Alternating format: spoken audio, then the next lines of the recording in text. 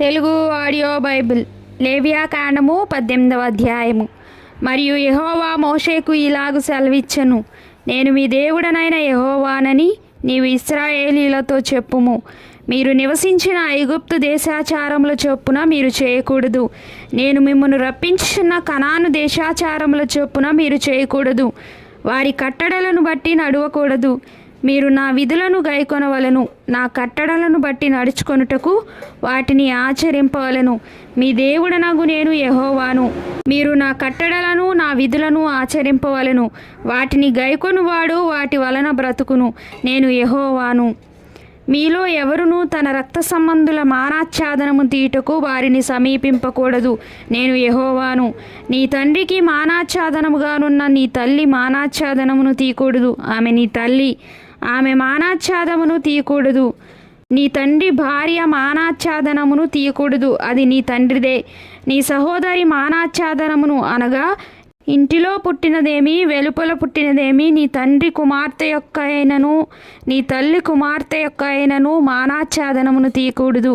నీ కుమారుని కుమార్తె మానాచ్ఛాదనమునైనను కుమార్తె మానాచ్ఛాదనమునైనను తీయకూడదు, అది నీది. నీ తండ్రి వలన పుట్టిన నీ తండ్రి భార్య కుమార్తె నీ సహోదరి, ఆమె మానాచ్ఛాదనమును తీయకూడదు.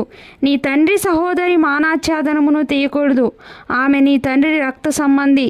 నీ తల్లి సహోదరి మానాచ్ఛాదనమును తీయకూడదు, ఆమె నీ తల్లి రక్త సంబంధి. నీ తండ్రి సహోదరిని మానాచ్ఛాదనమును తీయకూడదు అనగా అతని భార్యను సమీపింపకూడదు, ఆమె నీ పినతల్లి. నీ కోడలి మానాచ్ఛాదనమును తీయకూడదు, ఆమె నీ కుమారుని భార్య, ఆమె మానాచ్ఛాదనమును తీయకూడదు.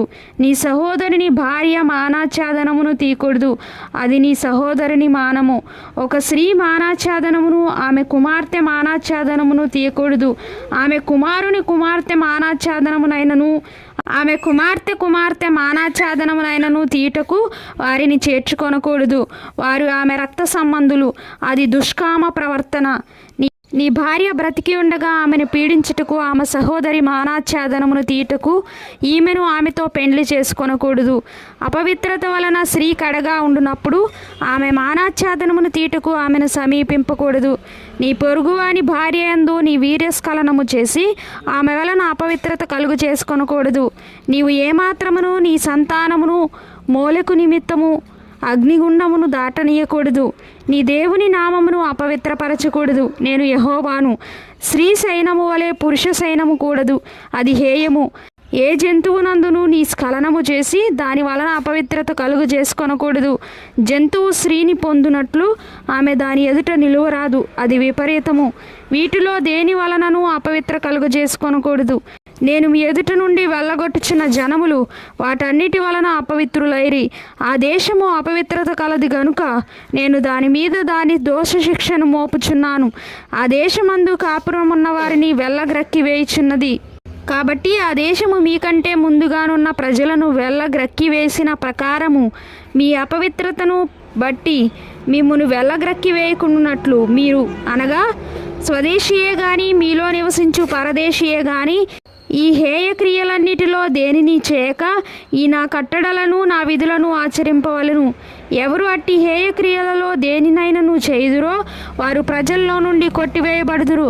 కాబట్టి మీకంటే ముందుగానున్న వారు అనుసరించిన హేయమైన ఆచారములలో దేనినైనను అనుసరించుట వలన అపవిత్రత కలుగు చేసుకొనకుండునట్లు నేను మీకు విధించిన విధిని అనుసరించి నడుచుకొనవలను. నేను మీ దేవుడనైన యెహోవాను.